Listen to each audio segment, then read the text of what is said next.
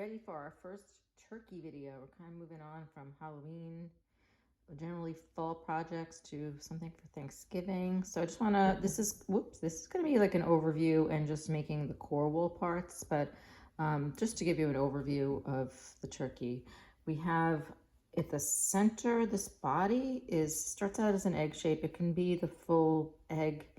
I think this is very, very solid. I think it was like a full egg that felted down. You could start with a smaller egg or a ball shape. And then that will get covered with a lot of details for feathers. We'll do that in another video. There'll be a whole video about this body. We're gonna sculpt right now on this one. We're gonna sculpt this just head and neck shape out of core wool.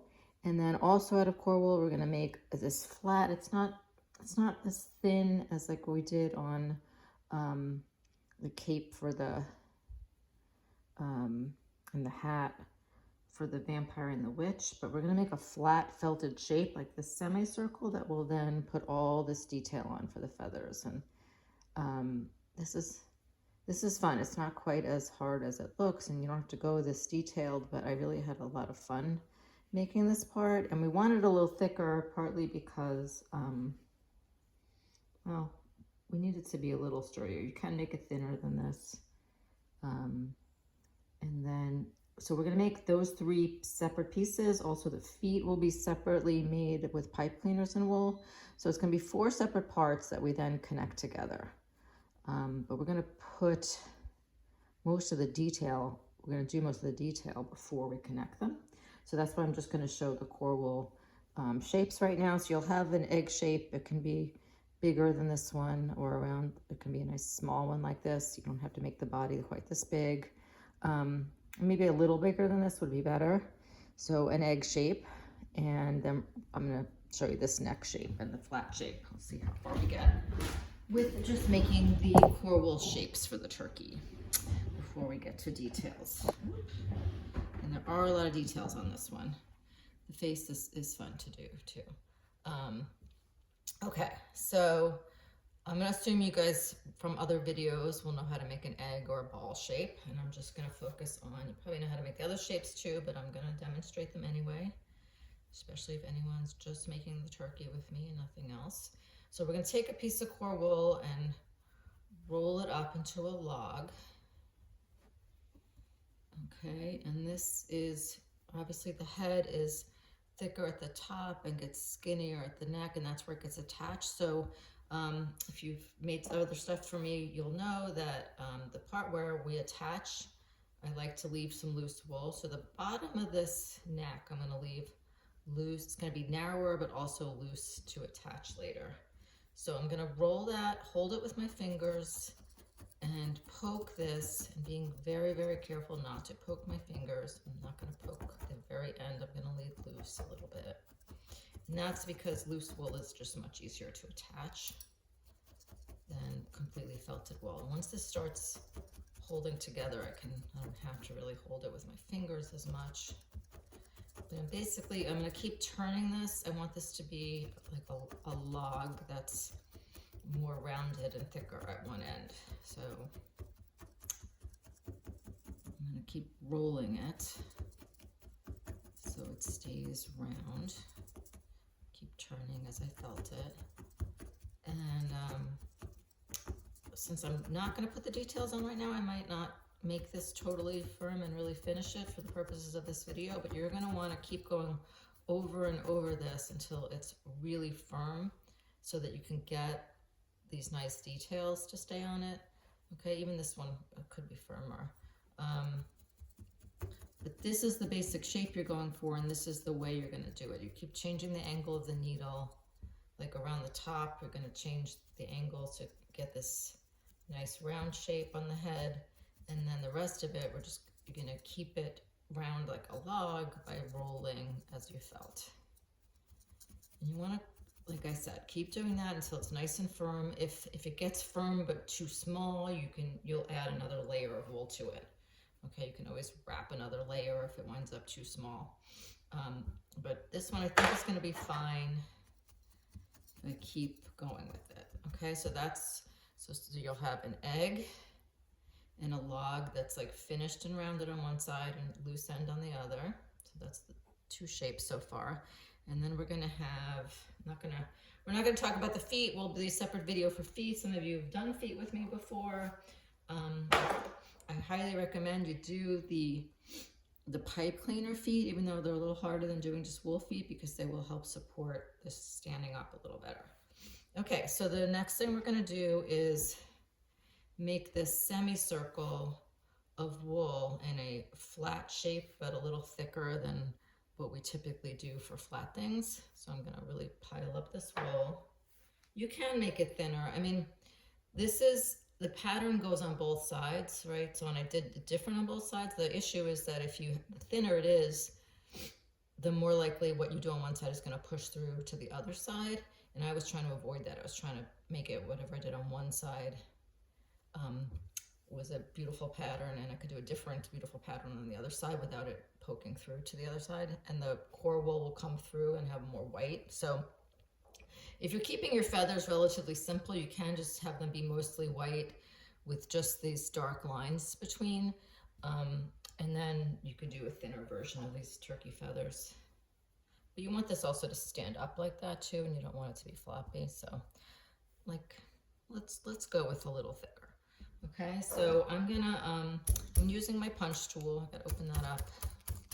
You can just use a single needle. It'll just take a little longer. So I'm expediting this for the sake of the video.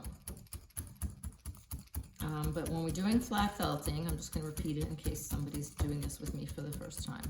A couple of things to remember is that because we're felting flat, it can get stuck on the foam and your fleece. The fleece is really helpful in this situation because I'm gonna peel the fleece up first and then peel. This was hardly felted because it's thicker. It's gonna need some more felting.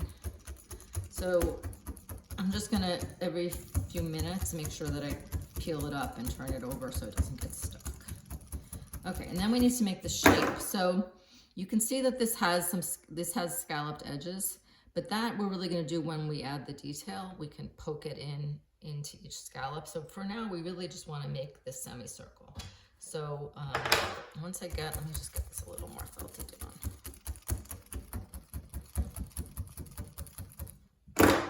Yeah, it's easier to peel this up first and then peel that up. Okay, so now, once you get that holding together and kind of felted and flat, I'm gonna poke a shape into here, and at this point, you're gonna wanna have it be proportional to the body. You can always, if you're doing all these parts first, you can always shrink the body down a little bit or build it up afterwards if it seems like it's going to be easier to change the size of the body than this flat part afterwards. Okay, so once I get that edge marked, I can just fold the wool over and it'll hold that shape. So you see I'm pulling over the edge where I poked it. And here, you can see it better if I turn this around. Any time I do a flat shape, this is what I do, and it gets a much nicer edge than trying to get the edge a different way. You might come up with your own way. I feel like my way really works. A nice smooth edge. And this doesn't have to be perfect. Like I said, it's going to get scallops in it later anyway. So we're just trying to get a nice semicircle now. And I've been poking that long enough. You can see the wool come through, which means the longer we do that, the more it would get stuck on there. So then at this point,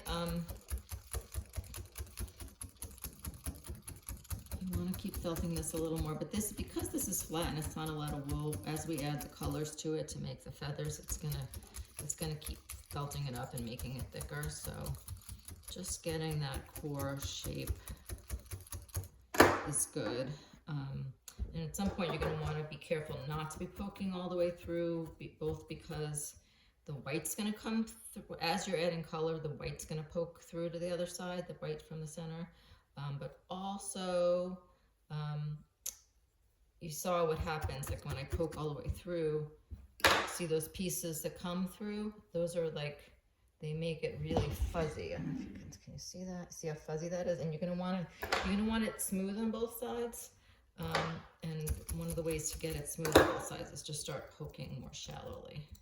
So like I said, the thicker it is, the easier it is to poke on one side without poking all the way through the other side. So that's one other reason to make this a little thicker. So I made this one that's much bigger. I think it does get smaller when you add the scallops. So, and you can, you know, they don't have to be the exact size of this.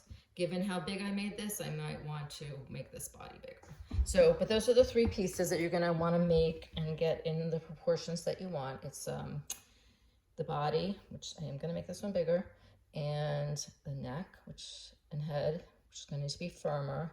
This center piece, you're gonna want it nice and big, but it can be squishy because it's gonna get tighter and tighter as you add all these details. You see what we're gonna do is add blocks of color and then little lines of color to,